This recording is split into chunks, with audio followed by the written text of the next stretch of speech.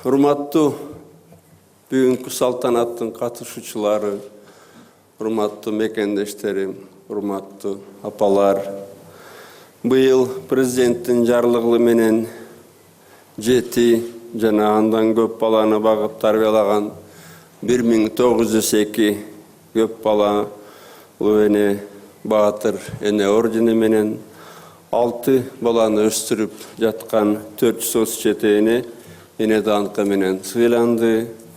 Урматтуу энелер, апалар, сиздерди бүт Кыргызстандын элинин атынан ушу мамлекеттик сыйлыгыңыздар менен куттуктайм. Аман эсен болуңуздар.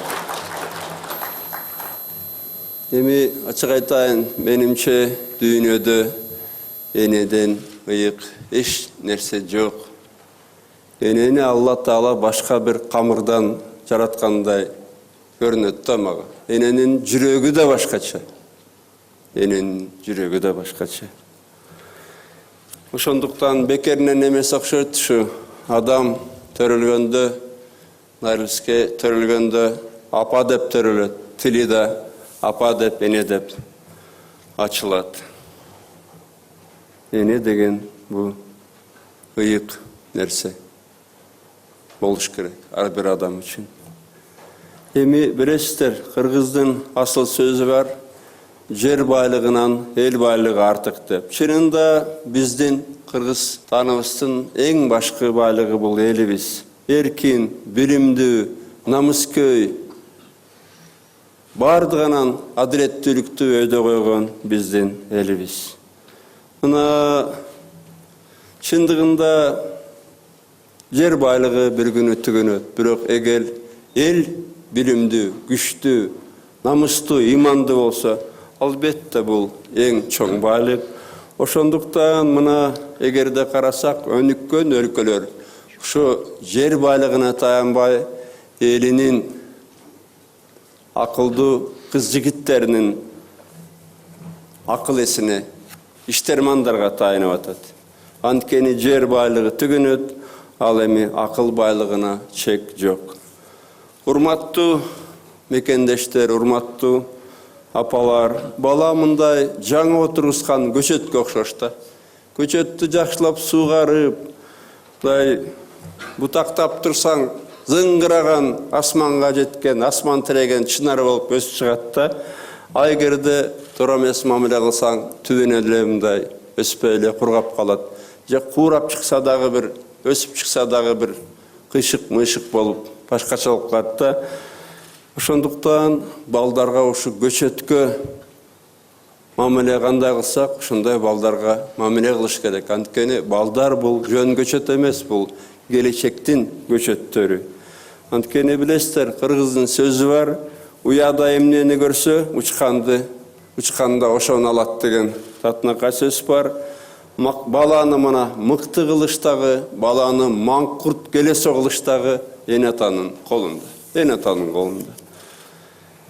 Ошондуктан мына сиздерге бир нерсе айтып берейин. Мына дүйнөдө абдан бир окумуштуу, абдан ойчул, көп нерсе ойлоп тапкан адам болгондо инженер Томас Эдисон деген. Но лампочканы дагы ошо Томас Эдисон ойлоп тапкан.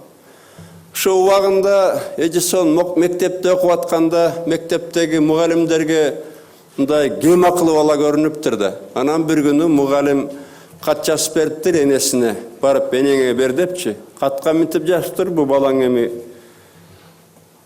окуганга жарабайт, өзүңө рептеп окуткула деп. Анан тиги бала үйүнө барып энесине катты берет.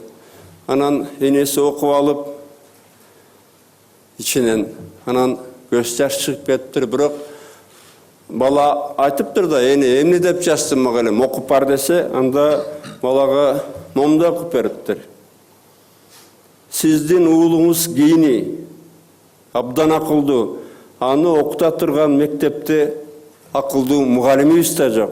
Ошондуктан өзүңүз окутуңуз деп жазыптыр мугалимиң балам деп башкача окуп бериптир да. Анан кийин ушу акылы жок деген Томас Эдисон мына азырга чейин ойлоп тапкан лампочкасынан баштап электр энергия боюнча бир топ тапкандары бар, азырга чейин колдонуп атабыз. Ең бірінші электросистеманы, ең бірінші передающий станциялардың бардығын ойлап тапқан ошо кем акыл деген бала болчу. Ошо канчалык акылдуу энеси бирок бар болгон. Анан бир топ жыл өткөндөн кийин ошо Эдисон үйдөгү энесинин калган кагаз-багаздарын карап атып ошо катты таап алыптыр да. Анан ошо мугалимдин жазган катын окуп алып ыйлаптыр.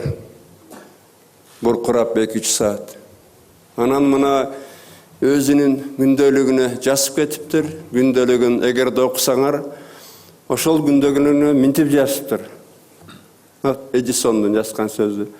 Томас Алва Эдисон акылы кем бала болгон. Бирок баатыр энесинин күчү менен ал өз кылымынын улуу генийлеринин бири болуп калган деп Томас Эдисон өзү жазыптыр. Бул биздин баарыбызга сабак болуш керек. Эгерде ошондо энеси мына мугалимиң момундай жасыптыр, сен эчтекеге жарабат экенсиң, тигиби десе, баланын тагдыры кандай болмок? Кандай болмок?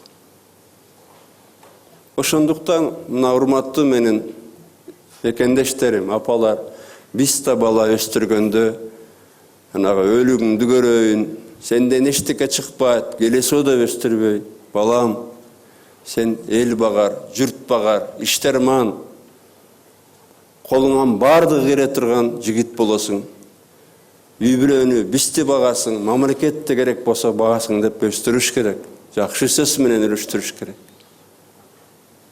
Муну мен сиздерге ачык айтайын. Эгерде энелердин баары, аталардын баары ошентип өстүрсө балдарын, бизде Кыргызстанда жанагындай келесолор, алкоголиктер, адам өлтүргүчтөр болмок эмес. Аларды убагында энетасы шагын сындырып койгон. Мугалимдер да мүмкүн салымын кошкон. Мына мен сиздерге мына биринчи жолу айтып атам, мага апам кичикийимде айтчу мен, гүлчүмүн да ичименчи. Балам, сен чоңойгондо Брежнев болосуң деп. Анда Брежнев СССРдин башкаруучусу. Гүлчүмүн да апам эмне деп атат деп. Караса, мына Томас Эдисондун апасындай, мага мындай бир элди багасың дечү. Анан бата бергенде де минтип бата берчү. Сенин үйүңөн дайыма бирлер келип тамагыңды көтөрүп кетсин, кешигиңди көтөрүп кетсин деп айтчу. Мен кем багал үй бүлөдө чоңойгом. Байкелеримдин кийимин кийип. Анан мен айтчумун, апа, өзүбүздө керек болсо тамак жетишпейт деп. Ушундай бирок бата берчү. Колунда жоктор келип үйүңөн алып кетсин деп. Сенин колуңан алып кетсин деп. Баланы жакшы өстүрөлүк, апалар. Мына улаган апалар бар, бирок жаш апалары да отурат. Мекендештердин баарына кайрылам, баланы көчөттө гана өстүрүш керек. Бапестеп, ошондо бала болуп чыгат. Албетте бизде да ушундай балдар бар. Биздин элибиз көп улуттуу кыргыз эли, биздин региондо менимче эң күчтүү, эң келечектүү эл. Мына арабызда деле ошондой атак данкын чыгарган, керек болсо мамлекеттин атак данкын чыгарган мына Атай Өмүрзаковдун, Айсулуу Тыныбекованын, Валентина жана Антонина Шевченконун, Бахадыр Качкаровдун, Марат Исаевдин, Элдияр Кенен Саровдун апалары отурат. Мында апалар Кыргызстанда көп, Кудайга шүкүр. Кыргызстандын келечеги ошону үчүн нефттин да кереги жок, газдын да керек. Бизде ушундай апалар болсун, ушундай балдар болсун. Биз баарынан ашабыз. Ишенип койгула мага. Ошондуктан эмне дейлем? Мен ушундай апаларга, бардык апаларга албетте дагы бир жолу кыргыз элинин атынан рахмат деп айтып таазим этем. Рахмат сиздерге, апалар. Рахмат.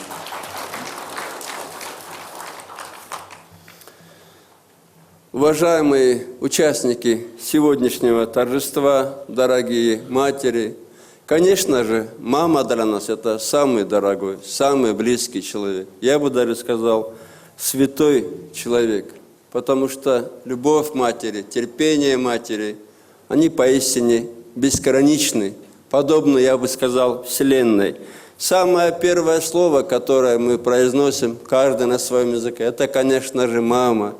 И в самые трудные моменты мы вспоминаем о ней. Конечно, в минуты веселья мы думаем о другом, но когда на душе тяжело, когда трудно, мы вспоминаем маму. И именно от мамы, от родителей зависит от того, станет ли этот малыш в будущем достойным человеком, достойным гражданином, или станет бездельником, или манкуртом. Я хотел бы сейчас вам рассказать и на русском, на официальном языке историю, которую я сейчас рассказал про гениального изобретателя Томаса Эдисона, который изобрел очень много вещей. Один из ярких примеров – это вот лампочка над нами электрическая. Вы знаете, когда он учился в школе, то учитель, даже не один, все они вместе решили, что он не может учиться, что он умственно отсталый. И они написали такое письмо его маме, запечатали в конверт и отправили с малышом. Он пришел домой, Томас Эдисон, с этим письмом, дал маме этот конверт. Она прочла про себя, со слезами, конечно, на глазах. А он стал просить: мама, что там написали мои учителя, прочитай мне вслух. И она прочитала, вот это он вспоминает Эдисон. Она прочитала так: ваш сын гений, эта школа слишком мала, и здесь нет учителей, способных его чему-то еще научить. Пожалуйста, учите его сами. Вот так она ему прочитала. И уже через много лет, когда давно уже мама умерла Эдисона, он случайно копался в записках и нашел вот это письмо учителя, открыл и прочитал. А на самом деле там было написано вот так: ваш сын умственно отсталый. Мы не можем больше учить его в школе вместе с другими детьми, поэтому рекомендуем вам учить его самостоятельно дома. Вот что значит сила мамы, сила поддержки. Ведь если мать сказала бы: вот так написали, ты ни на что не годный, ты умственно отсталый, разве Эдисон стал бы Эдисоном? И когда он прочитал это письмо, он вспоминает, что проплакал несколько часов, вспоминая свою мать. И потом он записал свой дневник. Томас Алва Эдисон был умственно отсталым ребенком, но благодаря своей героической матери он стал одним из величайших гениев своего века.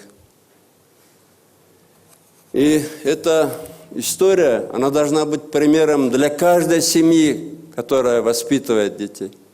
Каждой семьи. Потому что и учитель, и родители должны не гнобить, не унижать, не долбить ребенка, а внушать ему уверенность в себе, внушать ему в то, что у него большое будущее, что он будет достойным человеком, что он всегда сможет поддержать родителей, прокормить свою семью. И это главное. Главное не оценки в аттестате, я так считаю. Я на эту тему говорил с министром.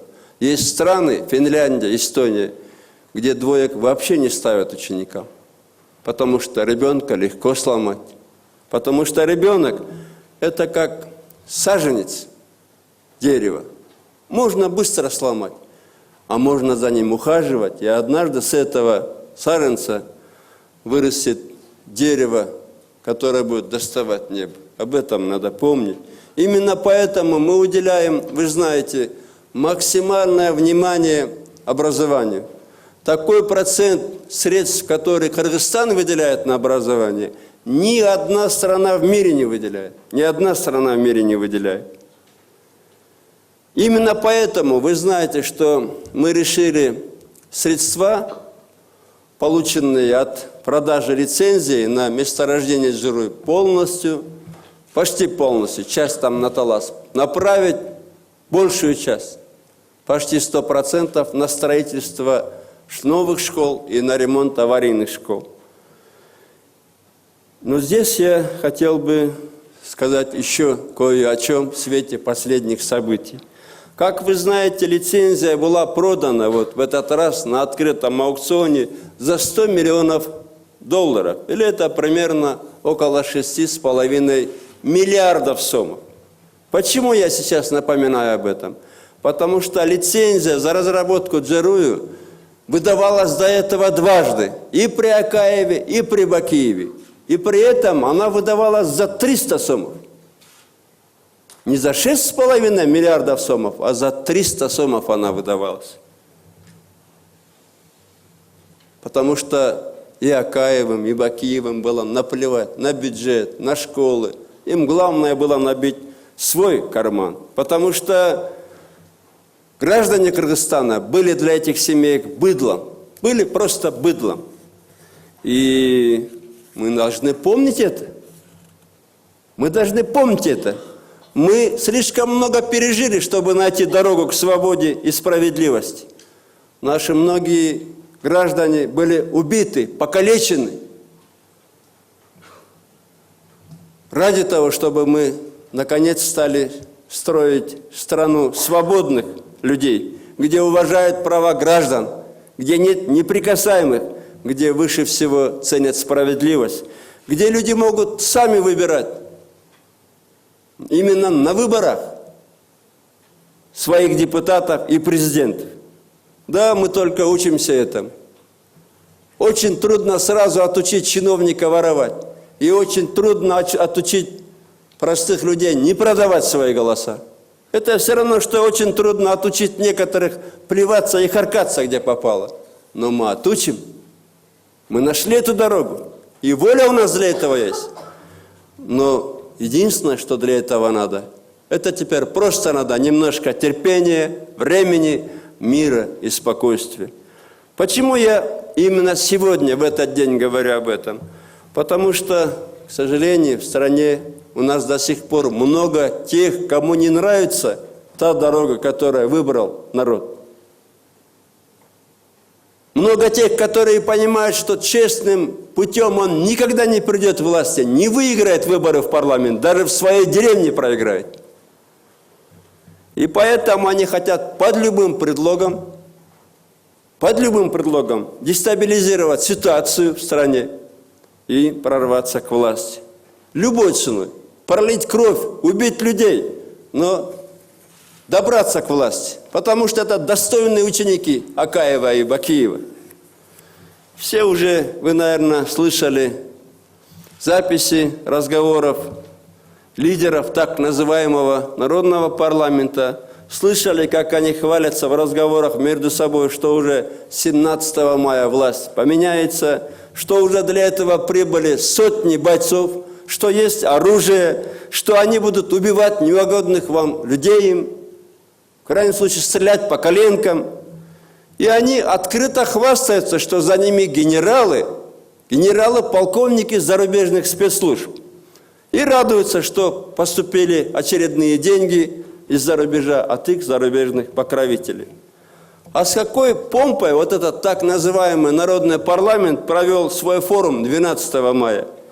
Кого здесь только не было. Здесь были и верные акаевцы во главе с Алгарбековым, и верные бакиевцы во главе с Тойбосом Калматовым, и верный сторонник ИГИЛ Нурлан Матуев, и, конечно же, верно отрабатывающие свои гранты Толокан Исмаилова и Азиза Абдрасулова и другие НПОшники. Как Холубаев говорит в разговоре, мы, говорит, вызовем НПОшников. Слушайте, какая все-таки разношерстная публика. Вот мне сразу вспомнилась басня Крылова «Квартет». Помните? Проказница, мартышка, осел, козел и козолапый мишка затеяли сыграть квартет. Конечно, эти музыканты, в отличие от крыловских, исполняют свою музыку совсем не бескорыстно, не бесплатно. И заказчики, грантодатели, у них тоже разные, из совсем разных стран. Но цель-то одна. Одна цель – это дестабилизация нашей страны. Любой ценой, даже ценой разрушения нашей страны, разрушения, развала Кыргызстана. Потому что им есть куда убежать в случае чего. У них там есть и жилье, и средства на счетах, и у них там есть богатые покровители. Им абсолютно наплевать на нашу страну, на наш народ. Абсолютно наплевать. Почему я говорю об этом сегодня, накануне Дня Матери? Потому что матери Кыргызстана достаточно пролили слез. Я специально открывал памятник слезы матерей.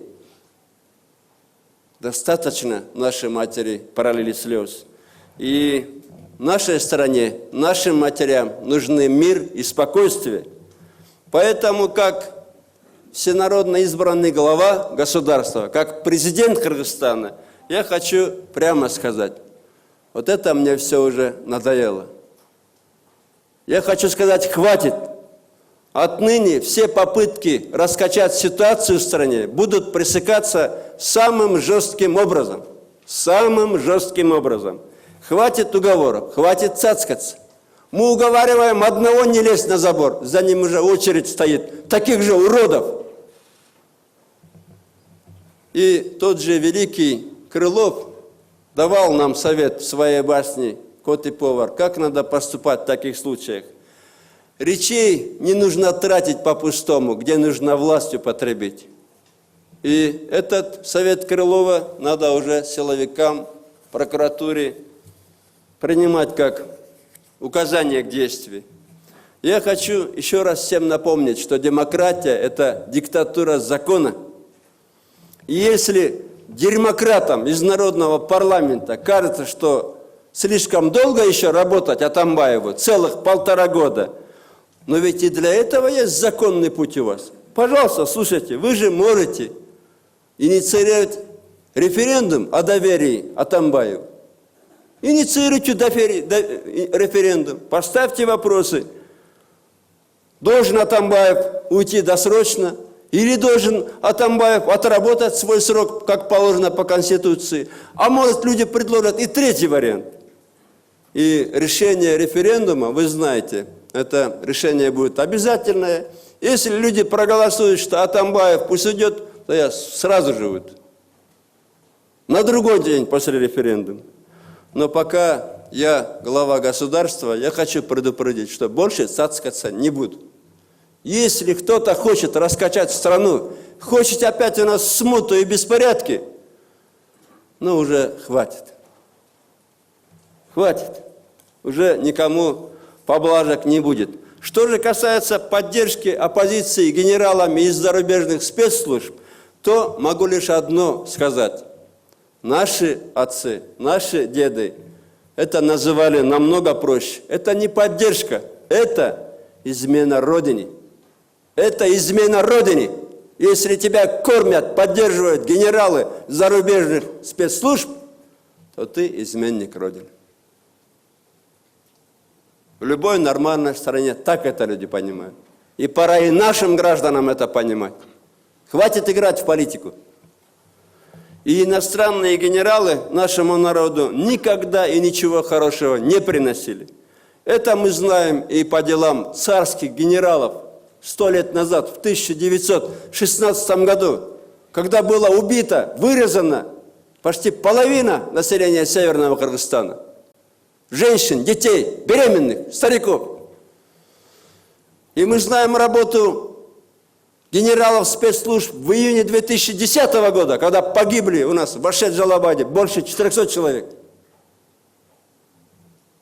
И мы хорошо помним коррупцию и безнаказанность вокруг авиабазы Ганси, нашему аэропорту Манас. Помним и убийство гражданина Кыргызстана Иванова, и ту коррупцию, которая царила вокруг этой авиабазы, вокруг поставок керосина и так далее. Ну, я думаю, надо завершить эту тему. Я хочу завершить тоже словами Ивана Крылова. Как отличник в школе я учился хорошо и помню эти басни. И я помню, как заканчивается басня «Квартет». Она прям для этих заседателей из народного парламента. А вы, друзья, как не садитесь, но в музыканты не годитесь, не годитесь. И к тому же я открыто скажу, я полагаю, что некоторым из этих заседателей надо совсем в другом месте сидеть. И это место по ним давно плачет. По ним давно плачет. Урматтуу менин апаларым, таарынбагыла кичине четке кетсем, анткени бизге тынчтык керек. Мен айтпасам ким айтат? Ар кайсы акмактар чет элдин мамлекеттен акча алып Кыргызстанды жайлайбыз деп атса, мен кантип аны бүгүн айтпайм. Кайрадан өрттөгөбүз деп атса, бизге жетишет. Канчага чейин тынчтыкты бузгандар, эл бузарлар момтуп, бакылдап жүрө берет. Тияктан акча алдык, бияктан акча алдык. Эй, макул, аркаңарда генералдар бар экен, маршалдар болсун керек болсо аркаңарда. Менин аркамда кыргыз элим бар, менин шайлаган. Аркамда менин кыргыз элим бар, менин шайлаган. Кыргыз элим кет десе, эртең кетем. Бирок президент болуп иштеп турганда, мен мындайды мындан ары ачык айтайын. Токтотом. Жакшылыкты түшүнбөйт экен. Мына аяган сайын көрүп атасыңар, такыр эле эсирип атат. Өстөрү болсо ошол эле баатыр энелердин аркасында жашынып, мындайды мындан ары токтотуш керек. Мен ачык айтайын, мен муну мындан ары токтотом. Анткени биздин bir maksatımız var, açık aytayın. Bizdin eneler iyilebaş gerek. Bizge Kırgızstanda tinçlik gerek, birimdik gerek. Bizdin baldar mından arı bir jamandık görbeş gerek.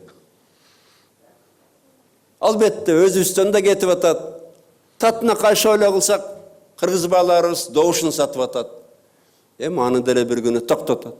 Кайра министр соттук амасак, кайрадан нурдап атат. Аны деле токтотуп. Анткени эң негизги, эң оор нерсе бул башташ керек.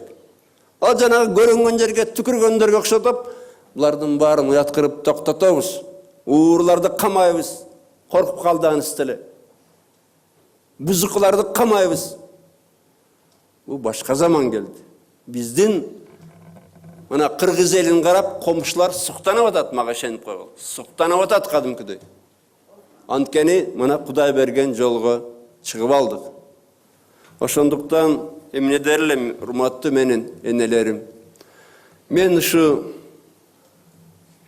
кандай гана турмуш көрбөдүм, жалгыз жүргөн күндөрүм да болгон. Бирок дайыма ойлочумун, эгерде бийликке келсем, бир ушу энелердин күнүн түзүп берсем, ушундай бир жарлык чыгарсам деп, Кудайга миң мертебе шүгүр. Ушу энелер күнү Кыргызстанда бар. Мен ошого калган эмне кылаганымды билбейм. Разы боломбу жокпу, бирок ушу энелер күнүн жарыялаганыма абдан сүйүнүп атам. Анткени билесиздер, пайгамбарыбыз айткандай, бейиш энелеринин тамаланын алдында. Урматтуу менин энекелерим, мен сиздерге каалаганым шу дайыма балдарыңар, небереңер, чөбөрөңөр сыйлап турсун. Эч качан балдарыңардын жамандыгын көрбөгүлө. Балдарыңар бактылуу болсун. Анткени балдар бактылуу болсо, мына биз деле энета бактылуу болобуз. Мен аны көргөм да мына. Менин деле энем сиздерге окшоп өзүн ойлочу эмес. Ойлогону мына биз балдар болчубуз. Ошондуктан албетте мына канча жылдан мурун өтүп кетсе дагы өзүмдү карыздар сезем энеми. Сиздер мына мейлеми энем өткени менен Кыргызстанда Кудайга шүгүр башка энелер бар. Мен сиздерге каалаганым ушу биринчиден ден соолук, элибизде тынччылык, ынтымак болсун. Мен колуман келишинче мына батыраак Кыргызстан туруп кеткенге бутуна аракет кылып берем энелер. Мына Кудай алдында айтып атам. Кудай урсун, элиме каршы бирдеме кылсам, энелерге каршы бирдеме кылсам, мен өмүрүмдү силер үчүн арнап иштеп атаммын. Мына мага иштеген 5 жылым 55 жылдай көрүнүп кетти. Чачым агарып. Бирок биз бул жолдон кайтсак болбойт. Силер да башкача тарбиялагала балдарды. Жана алдыга баатыр энелерди чыгарып коюп, эли бузарлар жашынганда андайларга барбагыла. Мындан ары токтотуш керек. Бул жолду Кыргызстанга Кудай берди. Мына мени жалгыз калганымда дагы дайыма ойлочумун, жалгыз эмесмин, Кудай бар деп. Аркамда, элибиздин аркасында Кудай бар. Ушу Кудай бетин нары кылбасын. Кудайыбыз, Алла Таалабыз, жаратканыбыз элибизге ынтымак, жерибизге берекет берсин. Силерди көргөндө кадимкидей кубат алып атам. Кудай буйруса, мына бир топ күч кубат бердиңер. Көзүңөрдү көрүп, апамды көрүп атам. Мына жаш кыздарыбызга да рахмат, карындаштарыбыз. Мына уларда баатыр эне болуп атат, эне даңкын алып аткандар бар. Мен абдан сүйүнүчтөмүн, Кыргызстанда ушундай энелер барды. Негизгиси Кыргызстанга тынччылык, биримдик керек. Эч качан элди бөлбөгүлө. Балдар дагы чоңойгондо бирөөнү бөлүп чоңойгон болбосун. Баарыбызды Алла Таала бирдей жараткан. Кыргыз болобу, орус болобу, өзбек болобу, тажик болобу, ким болсо да бу Алла Таала жараткан бир адам. Эч качан бөлүнбөйлү, бөлүнгөндү бөрү жейт. Уважаемые мамы, будьте живы, здоровы, счастливы, чтобы дети вас только радовали. Растите из своих детей настоящих граждан Кыргызстана, которые будут знать только одно, что они граждане Кыргызской республики, чтобы не делили людей ни по деньгам, ни по чинам, ни по национальности, ни по разрезу глаз или цвету кожи. Мы все граждане одной страны. И у нашей страны великое будущее. Я очень всех вас люблю, поздравляю еще раз с этим праздником. Я счастлив, что был сегодня с вами. Куттуктайм, барыңарга рахмат. Аман эсен болуңуздар.